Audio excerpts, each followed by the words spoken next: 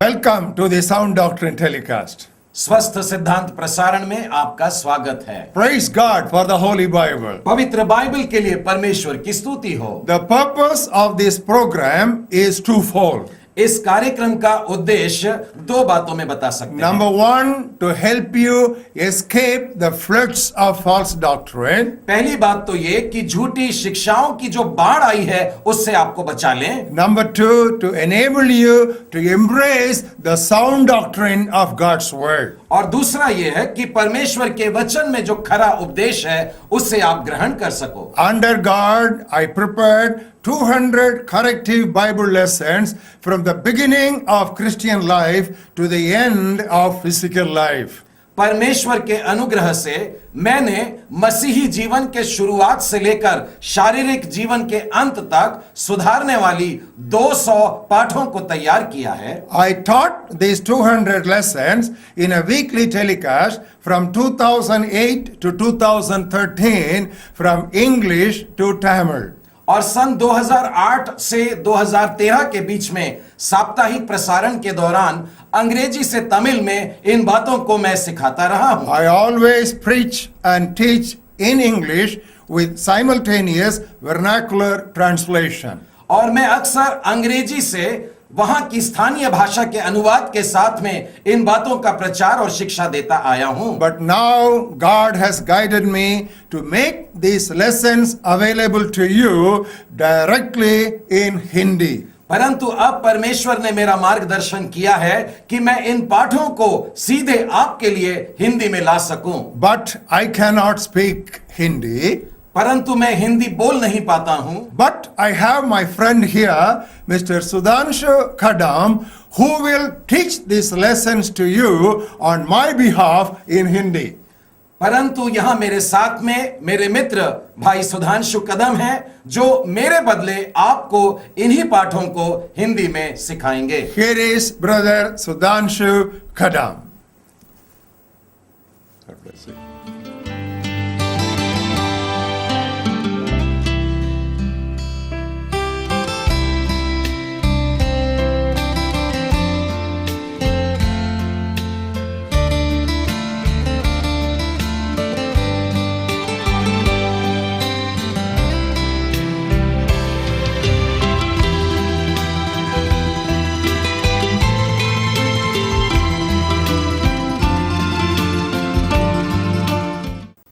स्वस्थ सिद्धांत प्रसारण में आपका स्वागत है।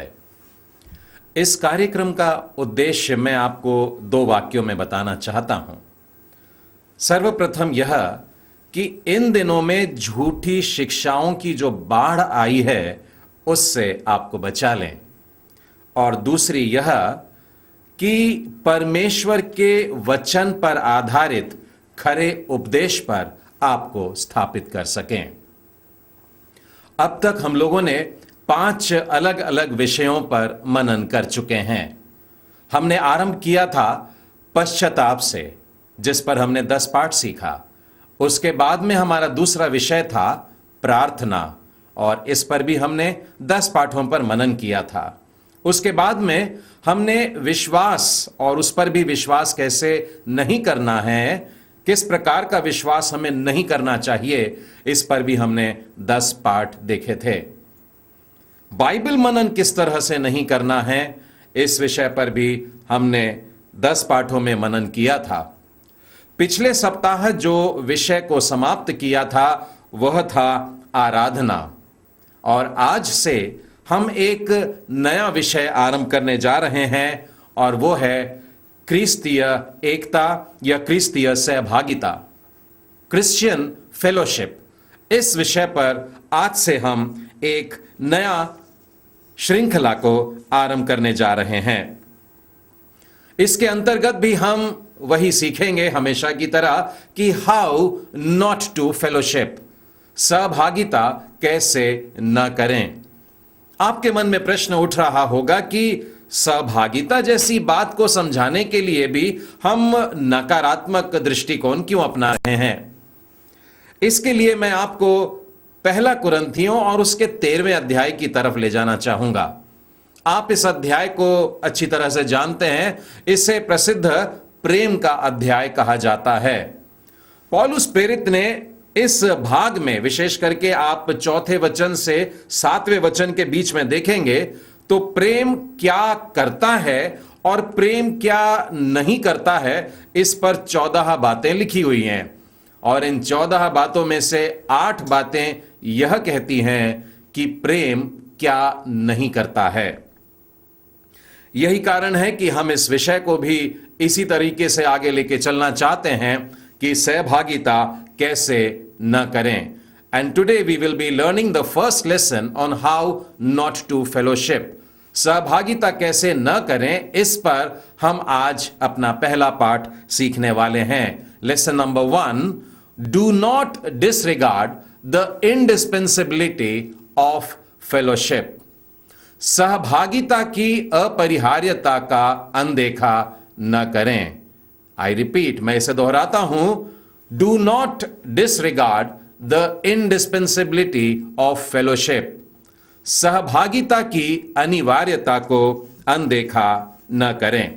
सुसमाचार में मैं देखता हूं कि एक बार एक जवान व्यवस्थापक, जिसको शास्त्रों का अच्छा ज्ञान होगा, वो प्रभु यीशु ख्रीस्त के पास में आता है और उससे कहता है, गुरुजी यह बताइए कि व्यवस्था में सबसे बड़ी आज्ञा कौन सी है। यह घटना हमें मत्ती रचित सुसमाचार के 22वें अध्याय में मिलती है और यदि आप देखना चाहें तो 36वें वचन से आगे 40वें वचन तक देख सकते हैं। वो कहता है, हे गुरु, व्यवस्था में कौन सी आज्ञा बड़ी है। और प्रभु यीशु ख्रीस्त इसके प्रश्न पर यूं जवाब देते हैं कि तू प्रभु अपने परमेश्वर से अपने संपूर्ण मन, अपने संपूर्ण ज्ञान। प्रभु यीशु ख्रीस्त इस जवान के प्रश्न पर इस प्रकार से उत्तर देते हैं कि तू प्रभु अपने परमेश्वर से अपनी संपूर्ण बुद्धि, अपने संपूर्ण प्राण, अपने संपूर्ण हृदय और अपनी संपूर्ण शक्ति से प्रेम रख। जवान का जहां तक सवाल था, प्रश्न का उत्तर उसे मिल गया था, लेकिन प्रभु यीशु के अनुसार इस प्रश्न का मात्र 50% ही उत्तर हुआ है। इसी के साथ में वो आगे कहते हैं, बड़ी और मुख्य आज्ञा तो यही है और उसी के समान यह दूसरी भी है कि तू अपने पड़ोसी से अपने समान प्रेम रख।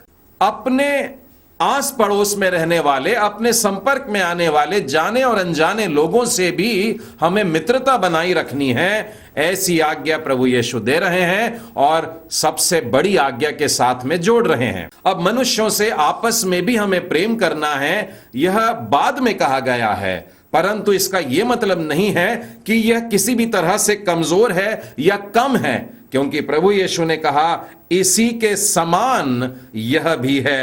अर्थात हमें परमेश्वर से भी प्रेम करना है और मनुष्यों से भी हमें आपस में एक दूसरे के साथ में प्रेम करना है। यह दोनों भी आज्ञा बराबर की हैं। अब जब मनुष्यों से प्रेम करने की बात आती है तो मुझे संसार में 2 समूह दिखाई देते हैं लोगों के। एक तो वे लोग हैं जो ख्रीस्त पर विश्वास करते हैं, दूसरे वे लोग हैं जो ख्रीस्त पर विश्वास नहीं करते हैं। अर्थात वो समूह जो परमेश्वर की संतान बन चुके हैं, और दूसरा समूह भी दिखाई देता है जिन्होंने विश्वास न करने के कारण अभी तक परमेश्वर की संतान नहीं बने हैं। इस बाइबल अध्ययन माला में हम पहले वाले समूह पर, यानी कि विश्वासियों के साथ में हमें सहभागिता रखनी है, इस बात पर मनन करने जा रहे हैं। हमें परमेश्वर के लोगों के साथ में एक होकर के रहना है, मिलकर रहना है, एकत्रित रहना है, संगति में रहना है। इन बातों की तरफ आपका मैं ध्यान लेकर के जाना चाहता हूं। इस विषय पर संपूर्ण बाइबल में बेहद जोर दिया गया है। मैं आपको नए नियम में गलातियों की पुस्तक में ले चलता हूं और उसके 6वें अध्याय और उसके 10वें वचन को पढ़कर सुनाता हूं। यहां यह लिखा है, इसीलिए जहां तक अवसर मिले हम सबके साथ भलाई करें, विशेष करके विश्वासी भाइयों के साथ। सबके साथ में भलाई करने के लिए कहा जा रहा है और विश्वासी भाइयों के साथ में विशेष करके कहा जा रहा है। साथ ही एक और वचन में पढ़ना चाहूंगा जो हमें मिलता है पहला पत्रस उसका 2 अध्याय और उसके 17वें वचन में लिखा है, सबका आदर करो, भाइयों से प्रेम रखो। मेरे मित्रों, हमें हर एक से मित्रता करने को कहा जा रहा है। दुनिया में जितने भी लोग हैं सब अपने मित्र हैं, कोई दुश्मन नहीं है। लेकिन साथ में सहभागिता की जहां बात आ रही है, लिखा गया है परमेश्वर के जनों से सबसे मित्रता करिए, लेकिन सहभागिता विश्वासी भाई बहनों के साथ में ही होना चाहिए। इन दिनों में मैं ये पाता हूं कि अधिकांश प्रचारक लोग विश्वास पर बहुत संदेश देते हैं। हमें विश्वास करना चाहिए, विश्वास के द्वारा क्या क्या होता है, वे सारे अद्भुत काम और चिन्हों के बारे में बताते हैं। विश्वास के द्वारा अनुग्रह मिल रहा है, विश्वास के द्वारा उद्धार हो रहे हैं, विश्वास के द्वारा अद्भुत आशीषों की बारिश हो रही है। लेकिन बाइबल हमें जब जब विश्वास के बारे में सिखाती है, तब तब प्रेम भी सिखाती है, जो आजकल के संदेशों में फीकेपन के साथ में प्रस्तुत किया जाता है। विश्वास का जब जब प्रचार किया जाता है, तब तब प्रेम का भी प्रचार होना चाहिए। आपस में एक दूसरे के साथ हम कैसे रहें, इस बात का भी प्रचार होना चाहिए, क्योंकि बाइबल हमें यही सिखाती है। आइए बाइबल में से कुछ उदाहरण देखते हैं जहां पर विश्वास के बारे में सिखाया जा रहा था, लेकिन साथ में प्रेम को भी बताया गया। मेरे साथ में आप लोग खोलिए गलतियों की पुस्तक और उसके 5वें अध्याय और उसके 6वें वचन में यूं लिखा है, मसीह यीशु में न खतना और न खतना रहित कुछ काम का है, परंतु केवल विश्वास जो प्रेम के द्वारा प्रभाव डालता है। प्रेम जो है वह विश्वास में भी प्रभाव लेकर के आता है, तो केवल विश्वास होना पर्याप्त नहीं होगा। मैं आपको इफिसियों की पत्री और उसके पहले अध्याय और उसके 15वें वचन में से आपको बताता हूं। लिखा है, इस कारण मैं भी उस विश्वास का समाचार सुनकर जो तुम लोगों में प्रभु यीशु पर है और सब पवित्र लोगों पर प्रकट होता है। पौलुस प्रेरित यहां पर फिर एक बार विश्वास और प्रेम को लेकर के साथ में हाजिर होते हैं। मैं उसी इफिसियों की पत्री और उसके 3रे अध्याय के 17वें वचन में से आप लोगों को बताना चाहूंगा। और विश्वास के द्वारा मसीह तुम्हारे हृदय में बसे कि तुम प्रेम में जड़ पकड़कर और नेव डालकर, अर्थात विश्वास तो आना है, लेकिन साथ साथ प्रेम का होना बेहद जरूरी है। उसी तरह से इफिसियों के नाम पौलुस प्रेरित की पत्री के 6वें अध्याय और उसके 23वें वचन में लिखा है, परमेश्वर पिता और प्रभु यीशु मसीह की ओर से भाइयों को शांति और विश्वास सहित प्रेम मिले। एक दूसरे के साथ में अभिवादन की भी बातें करते हैं, तो प्रेम का बोलना बड़ा जरूरी था। विश्वास और प्रेम की बातें और भी बहुत सारी लिखी है। यदि आप कुलूसियों के नाम पौलुस प्रेरित की पत्री 1 अध्याय 14वां वचन पढ़े, उसी तरह से 1 थिस्सलुनीकियों उसका 5वां अध्याय और 8वें वचन में भी विश्वास और प्रेम को साथ में बोला जा रहा है। 1 तीमुथियुस 1 अध्याय 14वें वचन में भी हम देखते हैं कि विश्वास और प्रेम साथ में है। फिलोमेन में देखिए, मात्र 1 अध्याय होने के बावजूद भी प्रेम और विश्वास को साथ में प्रस्तुत किया जा रहा है। उसके 5वें वचन में हम ये बात को पाते हैं। मेरे मित्रों, साथ में आप खोल सकते हैं हमारे 2 थिस्सलुनीकियों उसका 1 अध्याय और 3रे वचन में। यहां पर भी हमसे कहा जा रहा है कि हमें दोनों में साथ साथ बढ़ने की आवश्यकता है। 2 थिस्सलुनीकियों उसका 1 अध्याय और 3रा वचन, यहां पर यूं लिखा है, हे भाइयों, तुम्हारे विषय में हमें हर समय परमेश्वर का धन्यवाद करना चाहिए, और यह उचित भी है, इसलिए कि तुम्हारा विश्वास बहुत बढ़ता जाता है और तुम सबका प्रेम आपस में बहुत ही बढ़ता जाता है। तो तारीफ किस लिए हो रही है? केवल इसलिए नहीं कि विश्वासी बन गए हो, परंतु इसलिए कि विश्वास के साथ में जो होना चाहिए, जो जरूरी बात है, वो भी तुम रखते हो। अर्थात विश्वास के साथ में प्रेम का होना, ये दोनों का साथ में होना बेहद जरूरी है। मेरे मित्रों, मैं आप लोगों को सलाह देना चाहूंगा कि 1 यूहन्ना की जो पत्री है, जब भी आपको समय मिले, इत्मीनान से, बड़े ध्यान से इस पूरी पत्री को पढ़िए, जहां पर सहभागिता की बात को लेकर के, आपस में संगति को करने की बात को लेकर के बेहद जोर दे करके और बड़े सरल शब्दों में भी समझाया गया है। मैं फिर भी वहां से 1-2 वचन आप लोगों के लिए पढ़कर सुनाना चाहता हूं। 1 यूहन्ना और उसका 2 अध्याय और उसके 9वें वचन से आगे देखिए क्या लिखा है। जो कोई यह कहता है कि मैं ज्योति में हूं और अपने भाई से बैर रखता है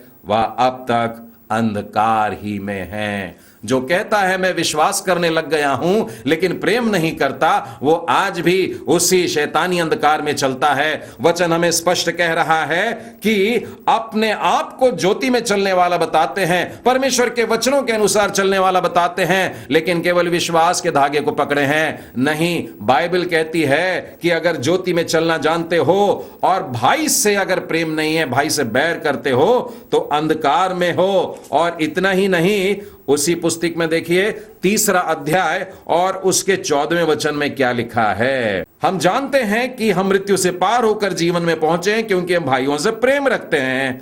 जो प्रेम नहीं रखता वह मृत्यु की दशा में पड़ा है। जो भाइयों से प्रेम रखते हैं मृत्यु से जीवन में आ गए हैं, लेकिन जो भाइयों से प्रेम नहीं रखते उनके लिए लिखा है वे अब भी मृत्यु की दशा में है। अर्थात जो विश्वास कर रहे हैं लेकिन प्रेम नहीं कर रहे हैं वे मृतक बताए जाते हैं। बाइबल बड़े कठोर शब्दों में ऐसे लोगों को संबोधन कर रही है। मेरे प्रियो, विश्वास करते हो तो बाइबल कहती है साथ ही साथ प्रेम होना चाहिए। विश्वास में बढ़ गए तो प्रेम में और भी ज्यादा बढ़ना चाहिए। बाइबल हमें देखिए एक और वचन यहां पर लिखा है, 23 से वचन को आगे पढ़ के बताता हूं।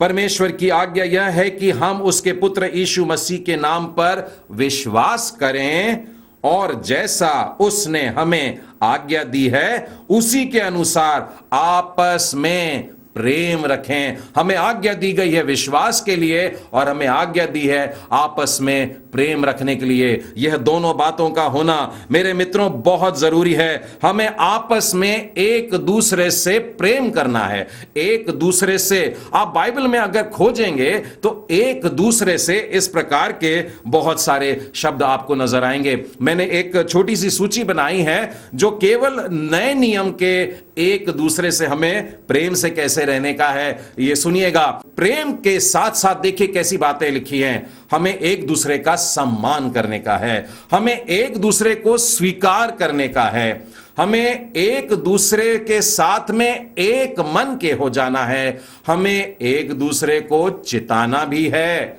हमें एक दूसरे की सेवा करनी है, एक दूसरे का बोझ भी उठाना है, एक दूसरे के साथ बड़े धैर्य से रहना है, हमें एक दूसरे को समर्पित रहना है, हमें एक दूसरे को सिखाना भी है, हमें एक दूसरे को प्रोत्साहित भी करना है, हमें एक दूसरे की उन्नति के बारे में भी सोचते रहना है। और भी बहुत से ऐसे वचन है जहां पर एक दूसरे के साथ में अपने प्रेम को हम किस तरीके से व्यक्त कर सकते हैं बाइबल में स्पष्ट होता है। मेरे मित्रों, सहभागिता जो है ये आपस का एक करीबी संबंध होता है। बाइबल में सहभागिता के लिए एक और शब्द है। इफिसियों की पत्री को खोलिएगा मेरे साथ और उसके 4थे अध्याय और उसके 3रे वचन में देखिए। यहां पर हमें सहभागिता के लिए एक नया शब्द मिलता है, जोड़ या बंधन। अंग्रेजी में जिसके लिए शब्द है बॉन्ड, बिल्कुल जुड़ जाते हैं जैसे। वचन में देखिए क्या लिखा है, और मेल के बंधन में आत्मा की एकता रखने का यत्न करो। हमें सहभागिता ऐसे ढीली नहीं रखने की है, परंतु बिल्कुल ठोस बन जाना है, टाइट बॉन्ड होना चाहिए आपस में एक दूसरे के साथ में जुड़ करके।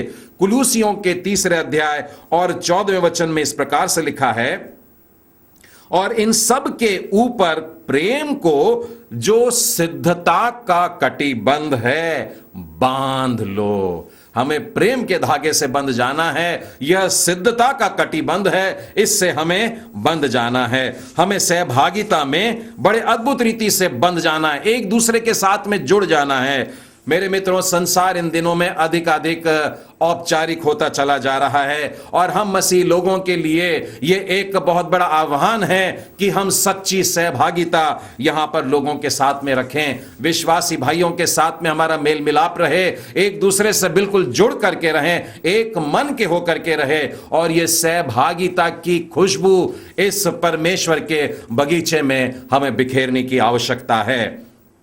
मेरे मित्रों, बाइबल में बहुत सारे ऐसे उदाहरण मुझे मिले हैं जहां पर हमें एक साथ दर्शाया गया है, वो संग रहने की बात को दर्शाया गया है। उनमें से कुछ आप लोगों को बताना चाहता हूं। यूहन्ना रचित सुसमाचार के 11वें अध्याय और 16वें वचन में हमको मिलता है कि हम सब साथी चेले हैं। इसका मतलब यह हुआ कि हमारा एक ही स्वामी है। उसी तरीके से इफिसियों 3:6 में हमें यह लिखा हुआ मिलता है कि हम मिरास में एक दूसरे के साझी हैं, मिलकर के हमारा मिरास है, अर्थात हमें जो उद्धार प्राप्त हुआ है उस एकमात्र उद्धारकर्ता से प्राप्त हुआ है। फिलिपियों के 2 अध्याय और उसके 25वें वचन में हमें पता लगता है कि हम संगी योद्धा हैं, क्योंकि हम लोगों का एक ही विरोधी है। हमें मिल करके एक दूसरे के साथ जुड़ करके यह युद्ध लड़ना है। कुलूसियों के 4 अध्याय और उसके 11वें वचन में मिलता है कि हम सब सहकर्मी हैं। हम जो काम कर रहे हैं वो मिल करके कर रहे हैं, क्योंकि एक ही तो काम कर रहे हैं हम लोग सब। उसी प्रकार से प्रकाशित वाक्य के 22वें अध्याय और उसके 9वें वचन में मिलता है कि हम सब संगी दास हैं और हमारा एक ही परमेश्वर है। उसी तरीके से पहला थिस्सलुनीकियों उसके 3 अध्याय और 2 वचन में मिलता है कि हम सब साथी सेवक हैं, साथी मजदूर हैं, क्योंकि हम सब लोग एक खेत में काम कर रहे हैं। पहला पतरस और उसके 5वें अध्याय और उसके पहले वचन में लिखा है कि हम सब संगी प्राचीन हैं। क्यों? क्योंकि एक ही मंडली के हम लोग हैं, साथी कैदी हैं। यह हमें मिलता है रोमियों के 16वें अध्याय और 7वें वचन में कि हम लोग साथ में बंद है, बंधुआई में है, मिलकर के बंधुआई में। क्यों? क्योंकि हम एक ही प्रकार के पीड़ा में से गुजर रहे हैं, एक ही तकलीफ को उठा रहे हैं, प्रभु के लिए उठा रहे हैं। इफिसियों के नाम पौलुस प्रेरित की पत्री उसका 2 अध्याय और 19वें वचन में हम ये पाते हैं कि हम संगी स्वदेशी भी हैं, क्योंकि हमारा एक ही देश है, हम एक स्वर्ग राज्य के रहने वाले लोग हैं। इसलिए यहां पर भी हम लोग आपस में एक दूसरे को एक राज्य के कहते हैं। हम सब लोग मिल के रहें, इसके लिए बाइबल में ऐसे सैकड़ों उदाहरण और बहुत सारे शब्द दिए गए हैं। मेरे मित्रों, परमेश्वर की प्रजा के लिए ये जो शाब्दिक चित्रण किया गया है, ये साथ रहने के लिए दर्शाया गया है, हमें मिलकर रहने के लिए बताया गया है, हमारा सामीप्य बना रहे, इसके लिए इस बात पर जोर दिया गया है। नए नियम में मैं ऐसी 5 तस्वीरें पाता हूं जो हमारी सहभागिता को और भी अद्भुत चित्रण में ले आती है और भी अद्भुत रिश्ते में लेकर के आती है। उनको बताना चाहता हूं। इफिसियों के नाम पौलुस प्रेरित की पत्री 2 अध्याय 19 से लेकर 22 के वचन में देखें आप तो पता लगेगा कि एक पवित्र मंदिर है और वो बन रहा है। और वो कैसे बन रहा है? वो कोई ईंट और गारे का बना हुआ मंदिर नहीं है, परंतु लिखा है परमेश्वर का निवास स्थान होने के लिए उसमें हम एक साथ बनाए जाते हैं। मैं और आप और प्रत्येक विश्वासी जन मिल करके यह पवित्र मंदिर को बना रहे हैं। हम लोग सब मिल करके परमेश्वर की आराधना की देह बनते हैं। हम एक हो जाते हैं, एक मंदिर हो जाते हैं। एक और उदाहरण पहला तीमुथियुस उसके 5वें अध्याय और उसके पहले और दूसरे वचन में मिलता है। यहां पर यह दर्शाया गया है कि सारे विश्वासी लोग मिलकर के एक परिवार है। लिखा है किसी बूढ़े को ना डांट पर उसे पिता जानकर समझा दे, जवान को भाई जानकर, बूढ़ी स्त्रियों को माता जानकर और जवान स्त्रियों को पूरी पवित्रता से बहन जानकर समझा दे। इस वचन में लिखा है पिता और माता और भाई और बहन, अर्थात पूरी मंडली में विश्वासियों की सभा में सब के सब मेरे अपने घर के हैं। हम लोग सब के सब एक परिवार के होते हैं। यूहन्ना के 10वें अध्याय 16 वचन में पता लगता है हम सब एक झुंड के हैं। यीशु ने कहा मेरी और भी भेड़ें हैं, मुझे उनका भी लाना अवश्य है। वे मेरा शब्द सुनेंगी, तब एक ही झुंड होगा और एक ही चरवाहा होगा। मेरे मित्रों, प्रभु ने हमें जमा किया है एक झुंड बनाने के लिए, बिखरने वाली बकरियों के समान नहीं, परंतु वे भेड़ें जो मिल करके रहना जानती हैं। एक और उदाहरण चौथा वाला जो है वो हमें मिलता है पहला कुरिन्थी उसके 12वें अध्याय और उसके 27वें वचन में। तुम सब मिलकर मसीह की देह हो और अलग अलग उसके अंग हो। परमेश्वर ने कलीसिया में अलग अलग व्यक्ति नियुक्त किए हैं। प्रेरित हैं, भविष्यवक्ता हैं, शिक्षक हैं, सामर्थ के काम करने वाले हैं, चंगा करने वाले हैं, उपकार करने वाले, प्रधान, नाना प्रकार की भाषा बोलने वाले, अलग अलग अलग अलग हम सब लोग हैं। हमको अलग अलग दान मिले हैं, लेकिन हम सब के लिए प्रभु कहता है तुम सब मिलकर मसीह की देह हो। प्रभु ख्रिस्त का हम शरीर बन जाते हैं। आप कभी अंदाज लगा सकते हैं कि हाथ शरीर से अलग हो गया और हमारे कान अलग हो गए और आंख अलग हो गई और एक देह हो? यह कदाचित संभव नहीं है, यह कभी भी संभव नहीं है मेरे मित्रों। जरूरी है कि हम सब मिलकर के रहें, तब एक देह के समान बढ़िया काम कर सकेंगे। पांचवी तस्वीर जो बाइबल में हमें मिलती है कि हम सब लोग एक हैं, वो है कि हम सब एक बुना हुआ कपड़ा हैं। यूहन्ना के 10वें अध्याय और 16 वचन में लिखा है, सारी देह जोड़ों और पट्ठों के द्वारा पालन पोषण पाकर एक साथ गठ कर परमेश्वर की ओर से बढ़ती जाती है। जैसे कपड़े में धागा एक के ऊपर एक आ जाता है मेरे मित्रों, आपस में गुंधा हुआ रहता है, उसको आप अलग नहीं कर पाएंगे एक एक धागे को।